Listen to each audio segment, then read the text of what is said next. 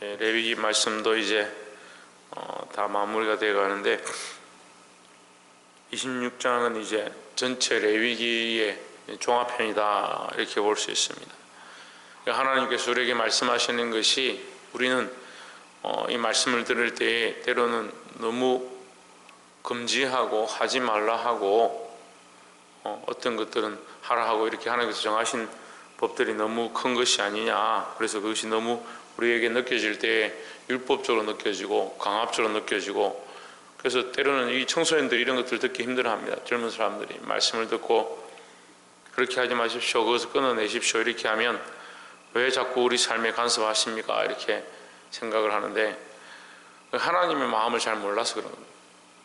어린아이들이 길을 갈 때 아기들이 물에 빠질까 넘어질까 불에 데일까 다칠까 가시에 찔릴까, 그 부모들은 항상 그 아이들을 돌아보고 불쌍히 여기고 그 주위를 살피는 것처럼 하나님의 마음이 영적으로 어두운 우리의 삶에 바른 길들을 주시기 위해서 법을 주신 것이고, 특별히 이 시대에 살아가는 우리에게 하나님 말씀을 주셔서 그 말씀대로 살게 하셔서 우리를 망하게 하고자 하는 것이 목적이 아니다라는 거죠. 망하게 할 거면 법을 줄 필요가 없습니다. 그냥 망하게 하면 되죠. 근데 하나님께서는 우리에게 법을 통해서 멸망이 아니라 구원을 얻고자 하시는 것이 하나님의 마음이다라는 겁니다. 그럼 율법은 결국 뭐냐? 몽학 선생이다. 무슨 몽학 선생이냐? 예수 그리스도로 인도하는 몽학 선생이다. 우리가 결국 율법을 통해서 우리의 힘으로 할 수 없구나, 하나님의 은혜로만 되구나, 그래서 하나님 앞에 매어 달려야 되고 하나님 앞에 붙잡힌 바 되어야 되구나, 그것을 알게 하는 겁니다. 그러니까 결국 율법도 하나님의 은혜고, 하지 말라는 것도 결국 우리를 살리고자 하는 하나님의 마음인 줄 아시기를 주의 이름으로 축복합니다. 그래서 우리가 26장 1절에 보면 너희는 자기를 위하여 우상을 만들지 말지니 목상이나 주상을 세우지 말며 너희 땅에 조각한 것을 세우고 그에게 경배하지 말라, 나는 너희 하나님 여호와니라 했습니다. 자, 우리가 이제 말씀 이렇게 딱 볼 때 보통 사람들은 우상을 세우지 말라, 목상을 만들지 말라, 주상을 깎아서 만들지 말라 이렇게만 보는데, 사실은 이 말씀을 반대로 보면 굉장히 쉽습니다. 어떻게 보냐면 너희는 자기를 위하여 그에게 끝부분에 그에게 경배하지 말라, 이 딱 두 가지만 보면 돼요. 우리의 우상의 개념이 뭐냐면, 우리가 하나님 앞에 가져야 될 우상의 개념이 뭐냐면 자기를 위하는 거예요. 자기를, 우상을 만드는 것보다 더 문제가 뭐냐면 우상을 왜 만드냐? 자기를 왜 만드는 겁니다. 우상을 왜 경배하느냐? 하나님이 경배하지 않고 자기를 위해서 경배하는 겁니다. 너희가 정말 자기를 위한다면 하나님을 경배하는 것이 옳다라는 거죠. 근데 인생이 눈이 어두우니까, 영적 시각이 어두우니까 뭘 경배하냐? 자기를 경배하고 자기를 위한 것들을 만들어내는 겁니다. 그리고 지금 이 시대는요, 자기 사랑이 충만해서 하나님 사랑을 잊어버린 시대가 되었습니다. 특별히 집에 우리 한국 사람들이 집에 우상을 만들어서 우상을 경배하고 들어가면 나오면 우상 앞에 엎드리고 그런 경우 잘 없습니다. 일본은 그렇게 문화가 아예 그렇게 되어 있더라고요. 일본은 좀 심각해요. 들어가고 나가고 하는 데마다, 캄보디아도 그렇습니다. 들어가고 나오고 하는 데마다 우상을 만들어 놨습니다. 필리핀도 그렇죠. 필리핀도 가보면 들어가는데 성모 마리아고 나오는데도 성모 마리아고, 이게 성모가 아니에요, 마리아지.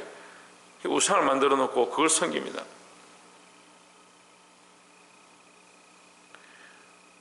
누구를 위해서 하느냐? 우리 한국 사람들은 그런 우상들을 만들어 놓지 않았지만 더 문제가 뭐냐면 자기를 위한 문화가 너무 가득한 겁니다. 그래서 어디를 가도 먹는 것과 마시는 것과 즐기는 것과 맛집과 팔도 유람하고, 그런데 모든 것을 다 빼앗겨버리는 거예요. 하나님, 우리가 만들지 않았습니다. 만들지 않았죠. 그럼 뭘 하고 있습니까? 자기를 위하여 하고 있다. 자기를 위하여 경배하고 있다는 거예요. 자기를 위하여 경배하는 것이 왜 문제냐? 하나님 주시고자 하는 복을 받지 못한다는 거예요. 하나님 우리에게 복을 주시고 영원한 구원을 얻게 하시고자 우리에게 하지 말라 하시는데, 자기를 위해서 만드는 자들은, 자기를 경배하는 자들은 자기를 위해서 그렇게 살고 즐길 때는 괜찮지만 결국 하나님 주신 것을 받지 못한다는 거예요. 그러니까 하나님께서 우리에게 주시고자 하는 이 축복을 받아 누리시고 또 영원한 하나님 나라의 복을 사모하는 자들이 되기를 소망합니다. 7절에 너희가 대적을 쫓으리니 그들이 너희 앞에서 엎드려질 것이며 8절에 너희 다섯이 백을 쫓고 너희 백이 만을 쫓으리니 너희 대적들이 너희 앞에서 칼에 엎드려질 것이며 했습니다. 자, 이 말씀은요 하나님께서 계속 말씀해 주시고 실제로 이스라엘 백성 가운데 나타났던 사건들입니다. 심지어는 하나님께서 이 이스라엘 백성을 위해서 태양을 멈추게 하시는 일까지 하십니다. 하나님께서 그들이 보여주셨습니다. 아론과 홀이 모세의 팔을 바치고 전쟁할 때에 그들에게 큰 승리를 주신 것들을 보았습니다. 하나님께서 계속해서 이 일들을 하시는 겁니다. 다윗 한 사람으로 모든 열방들이 주위 나라들이 이스라엘에 와서 엎드려 경배하는 모습들을 보게 하십니다. 이것이 하나님의 약속이다. 실제로 그렇게 되었던 하나님의 약속이다라는 거죠. 우리가 주일에도 함께 말씀 나눴지만 솔로몬의 영광을 회복해 하시겠다. 솔로몬의 영광이 뭐냐면 다시스의 배나 그 주변에 있는 수많은 나라들이 그 앞에 와서 경배하고 엎드리고 그 앞에 제물을 바쳤던 그런 영광이라는 거예요. 그 하나님 우리에게 그런 영광을 주기 원하시고 믿지 않는 자들이 우리에게 엎드리고 진리가 무엇이냐, 구원이 뭐냐, 천국이 뭐냐, 우리가 어떻게 하면 살 수 있느냐, 그렇게 하는 것이 회복되길 원하는데 그 회복이 뭐냐면 초대교회 회복입니다. 초대교회 성령의 충만을 받고 이 사도들이 나가서 외치니까 그걸 듣는 자들이 형제들아 우리가 어떻게 하여 구원을 얻겠느냐, 어떻게 하여 구원을 얻겠느냐, 그 구원의 길을 오히려 물었습니다. 근데 우리가 자기를 사랑하고 세상 사람들과 똑같이 살면 이 복받는 길, 이 구원의 길들을 잊어버리는 겁니다. 그래 한 사람이 다섯을 당하고 다섯이 만을 당하고 그렇게 되어야 되는데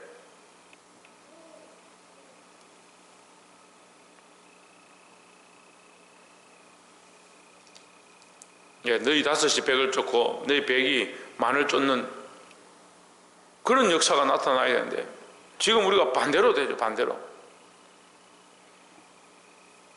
19절에 보면 17절에 보시면 내가 너희를 치리니 너희가 너희 대적에게 패할 것이요 너희를 미워하는 자가 너희를 다스릴 것이며 너희는 쫓는 자가 없어도 도망하리라 했습니다.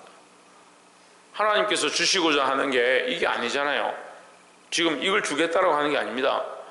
너희가 이 말씀을 즐겨 행하고 이 율법을 따라 준행하면 너희 다섯이 백을 쫓고 너희 백이 만을 쫓을 것이다, 이길 것이다 라고 하셨는데 너희가 세상을 쫓아가니까 오히려 세상이 너희를 보고 구원이 어디 있느냐, 하나님 만나는 방법이 뭐냐, 천국에 가는 비결이 뭐냐, 어떻게 하면 우리가 살 수 있느냐, 그렇게 해야 되는데 그게 초대교회의 모습이고 오늘날 믿음의 백성들이 살아가야 될 모양들입니다. 근데 어떻게 합니까? 반대로 세상에 가서 사신 우상 앞에 절하고 세상 사람들과 똑같이 사니까 저는 부족하지만 이 직장생활하고 세상에 사람들 만날 때 그 사람들이 저에게 와서 어떻게 하면 그렇게 할 수 있느냐, 어떻게 하면 천국 갈 수 있느냐, 어떻게 하면 예수 믿고 어떻게 하면 되느냐, 그런 질문들을 저한테 많이 했습니다. 우리가 세상을 감당치 못하는 것이 아니고 우리가 믿음으로 써서 하나님 말씀대로 삶으로 말미암아 세상이 우리를 감당치 못하는 그런 역사가 나타나야 되는 겁니다. 어떻게 하면 그렇게 된다 했습니까? 우리가 주일날 말씀에 나누었습니다. 성령의 인도함을 받는다. 성령의 인도함을 받는다. 성령의 인도함이 여기 기록되어 있지 않지만 이게 결국 하나님 말씀을 쫓아가는 게 뭐냐? 성령을 따르는 거죠. 그 율법을 주셨고 더 나아가서 말씀을 주셨고 더 나아가서 뭘 주셨냐? 성령을 주신 겁니다. 우리에게 가르쳐주고 새겨주고 돌판에 새겨주고 우리에게 선지자들을 통해서 외쳤지만 다 알지 못하니까 이제는 예수 그리스도를 보내주시고 더 나아가서 예수 그리스도의 십자가의 죽으심으로 종결이 아니라 이제 시작되었다. 뭐가 시작됐냐? 구원이 시작되었다 했습니다. 이 시작된 신학적인 의미가 뭐냐면 구원의 시작은 하나님의 내재입니다. 내재. 성령이 우리 안에 들어오셨다. 왜 들어오셨냐? 너희가 아무리 가르쳐도 너희의 욕심과 인간적인 생각들이 안 된다. 그래서 어떻게 하냐? 하나님 우리 안에 들어오셔서 우리의 양심과 생각들을 주장하기 시작합니다. 그래서 성령에 이끌리는 삶을 사는 겁니다. 우리가 성령에 이끌리면 세상이 감당치 못하는 자가 되는 것이고, 나에게 이끌리면 우상을 숭배하고 세상이 감당하는 자, 우리가 세상을 감당치 못하는 자, 그렇게 되는 거예요. 성령을 쫓아서, 말씀을 쫓아서 하나님 원하시는 뜻대로 사는 자들이 되기를 소망합니다. 그래서 꼭 알아야 될 것, 하나님 우리에게 복을 주기 원하신다라는 거예요.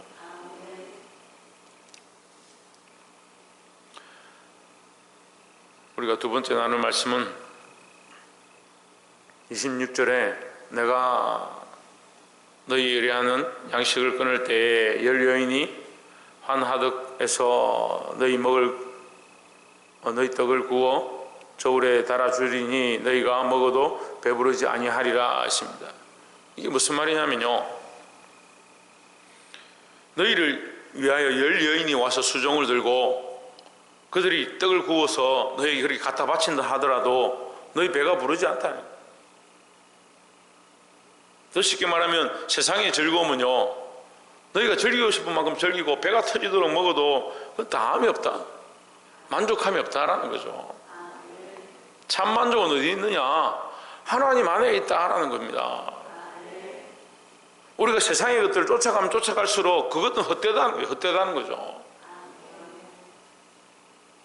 돈 많은 사람들이 돈 들고 천국 가느냐, 죽음 앞에 가느냐, 그거 만고 불변의 진리입니다.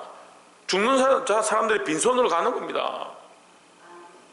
진시황이 죽어서 그와 함께 죽었던 그 수많은 사람들, 그를 지킨다고 돌로 만들어서 군사들을 만들어 놓고 했지만 그 돌로 만든 건 남아있겠죠. 근데 누구는 없습니까? 진시황은 없죠. 남지가 않습니다. 그게 만고 불변의 진리예요.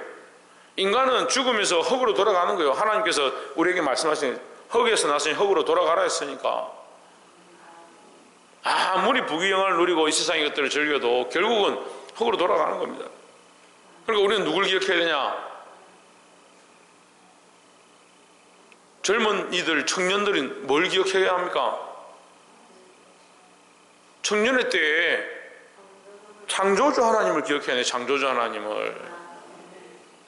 하나님을 잃어버린 젊음이 무슨 필요가 있습니까? 근데 젊을수록 자기 몸을 의지합니다. 젊을수록 하나님을 생각하지 않습니다. 재물이 많을수록 하나님보다 재물을 더 쫓아가는 겁니다. 할 것이 많으면 많을수록 하나님보다 할 것들을 쫓아가는 겁니다. 하나님 그것에 대해서 말씀하는 겁니다. 31절에 내가 너희 성읍으로 황폐케 하고 너희 성소들로 황량케 할 것이요 너희 향기로운 향을 흠양하지 아니하고 32절에 그 땅을 황무케 하리니 거기 가는 너희 대적들이 그것을 인하여 놀랄 것이며 했습니다. 여러분, 우리가 말씀을 좀 잘 봐야 되는데요, 우리가 보기에 충격적이고 중요한 말씀, 또 좋은 말씀을 자꾸 집중적으로 보니까 말씀이 잘 안 보이는데, 지금 31절에서 뭐라고 하냐면 너희가 드리는 그 제사, 너희의 생각하기에 향기롭다라고 하나님 앞에 향기로운 제물이라고 드린 것, 이렇게 말하죠. 내가 받지 않을 것이다 라는 겁니다. 그러면 지금 이 말씀하고 1절하고 연결하면 어떻게 됩니까? 너희의 드리는 우상, 너희를 위하여 드리는 경배, 그것은 결국 내가 받지 않을 것이다. 지금요, 우리나라가 지금 코로나 여러 가지 상황들로 힘들지만 정작 힘든 건 뭐냐면 영적으로 무너져 가는 겁니다. 우리나라라고 볼 필요도 없죠. 우리 자신이라 보면 돼요. 우리 자신이 정작 힘든 게 뭐냐? 굶어 죽어서 힘든 게 아닙니다. 하나님과 영적인 상황들이 무너져가고 하나님의 음성을 듣는 것들이 사라져가고 사사시대처럼 이상이 지나고 하나님의 말씀이 희미하다, 듣지를 못한다.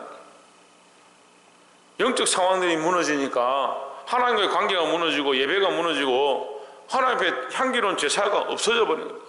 우리 딴에는 향기롭다라고 하는데 하나님 받지 않으신다니. 여러분, 이 시대를 통탄해야 되고 우리 자신들을 하나님 앞에 내어놓고 교회와 우리 자신들, 우리 기관들을 놓고 하나님 앞에 해결해야 될 게 뭐냐?